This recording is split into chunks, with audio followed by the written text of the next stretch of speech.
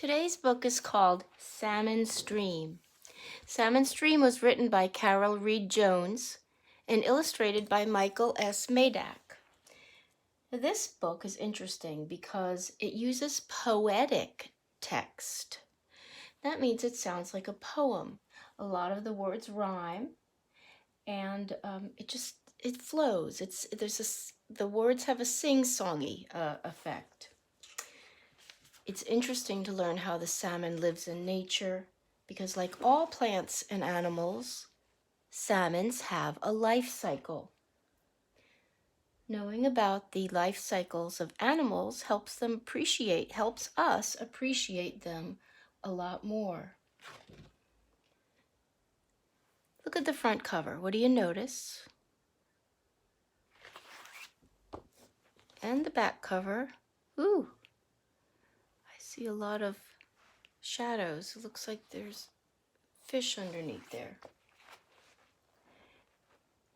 We have already read books about life cycles of the saguaro cactus, and we read about the alog's life, and this week you also had Think of an Eel.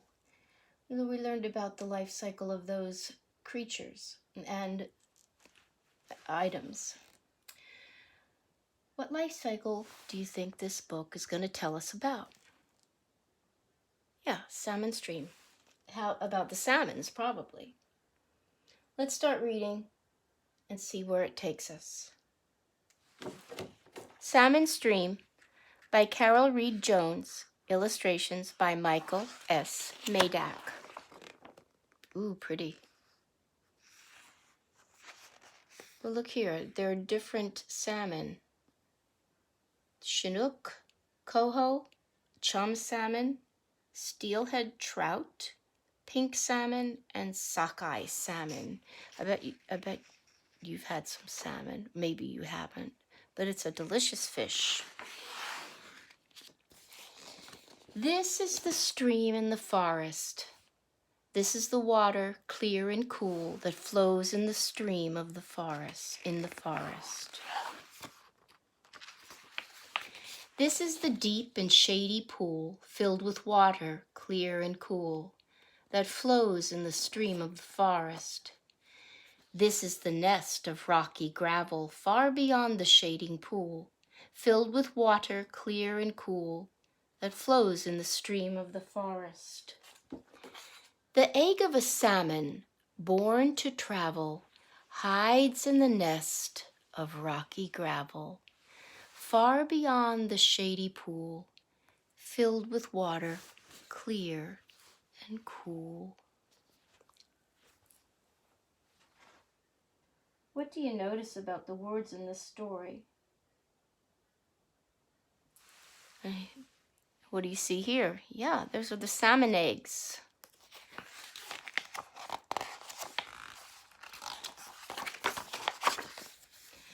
This is the tiny fish that hatched and has its dinner still attached.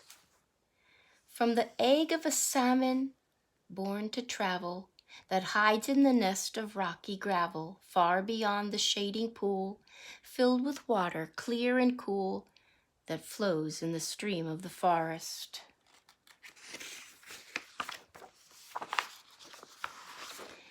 This is the trout that tried to catch the tiny fish so newly hatched, that has its dinner still attached.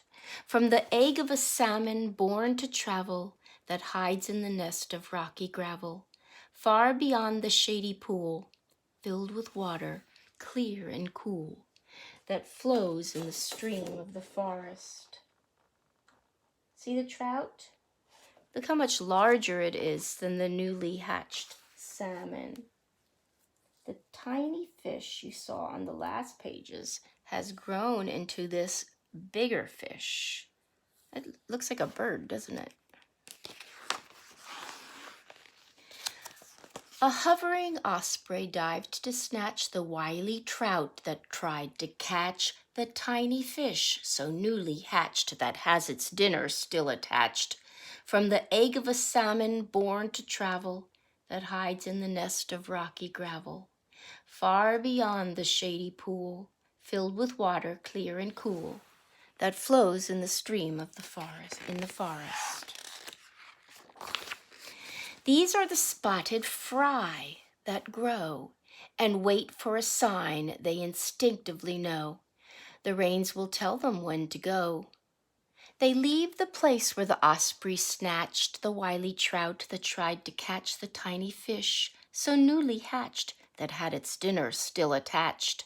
From the egg of a salmon born to travel that hides in the nest of rocky gravel, far beyond the shady pool, filled with water clear and cool, that flows in the stream of the forest. Okay, so where did the spotted fry come from? These are the fry. Now, fry is a name for young salmon. I always think of it as a teenager. Fry is a name for young salmon, and they grow into larger fish. Traveling down with current's flow, facing upstream as they go.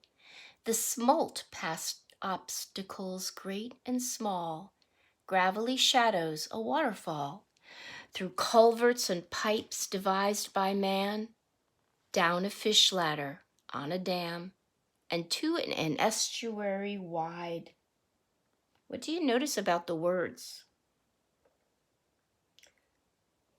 Do you notice so far that on the pages, all of the lines have been repeated, but this page is different? Traveling down with the current's flow, facing upstream as they go. All the others were talking about the succession of the fish and the osprey and the baby salmon eggs with its dinner attached. This is where the salmon are going to begin their journey. The repeated lines you've been joining in on are not here as the salmon begin. Drifting with the ebbing tide, they reach their saltwater home at last, an ocean indescribably vast. Really getting bigger, aren't they?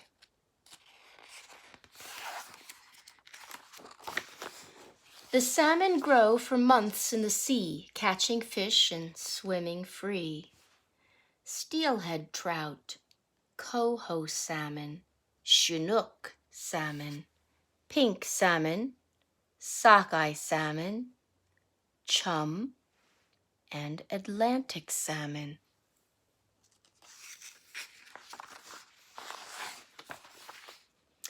Trying not to become meal for human, sea lion, orca, or wheel, until they get the homing urge to gather where river and ocean merge. Now, the word urge, an urge is a strong need to do something. I have an urge to clean that house. I have an urge to get my work done early. It's a strong need to do something. What might a homing urge be? Let's find out why the salmon need to go home. Look at, they're escaping all of these predators. This is the rain that swells the rivers and sends the message that nature delivers to salmon to send them home to spawn, relentlessly swimming on and on, up the river with the tide, past the estuary wide. You notice they're on their way home now. And the words are beginning to change. Now, this is the rain that swells the rivers and sends the message that nature delivers to salmon to send them home to spawn, relentlessly swimming on and on. When the word spawn means to lay a lot of eggs, tons of eggs. So they're going home so that they can, lay their eggs. Up a fish ladder on a dam, through culverts and pipes devised by man, obeying the voice of instinct's call, they leap a 10-foot waterfall to reach the place where they were born, bruised from the journey, weary and worn. The salmon come home at the end of their lives. They spawn, and each little egg that survives will start the cycle over again with the coming of the rain. And silver smolt will discover the sea and turn to salmon swimming free. And tiny fish will one day hatch with their dinners still attached from the eggs of a salmon born to travel that hide in the nest of rocky gravel, far beyond the shady pool, filled with water clear and cool, that flows in the stream in the forest. Okay, so the salmon have come home to spawn. They come home at the end of their lives. They spawn. They lay a lot of eggs, and each little egg that survives will start the cycle over again with the coming of the rain. What did you find most surprising about the life of a salmon? Think about it. Now, on the last page here, the author says that each little egg that survives will start the cycle all over again. Think about where the salmon begins and ends its life. Each salmon does the same thing that its parents did in their lives. Do you see how the life of the salmon is a circle? It's a cycle. It's a life cycle. Okay, first, here are the eggs of a salmon born. This is born to travel. They hatch into tiny fish, and they carry their food around in their sack. And the trout try to eat the newly hatched fish. And now they're a fish, an osprey is a bird, and it's trying to snatch them and eat them. The trout is diving to catch the trout. And then as the salmon grow, they get spots, and they're called fry. They leave the place where the osprey snatched and the trout, and then they travel down the current. They're still turning into salmon. As they're traveling, they continue to grow.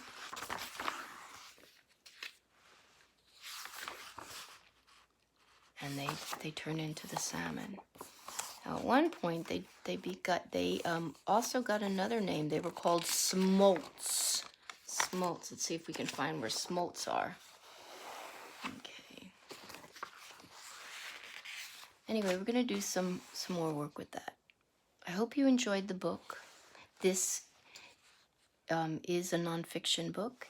It was strongly researched. It's nonfiction in that it tells you exactly what happens in a salmon's life cycle.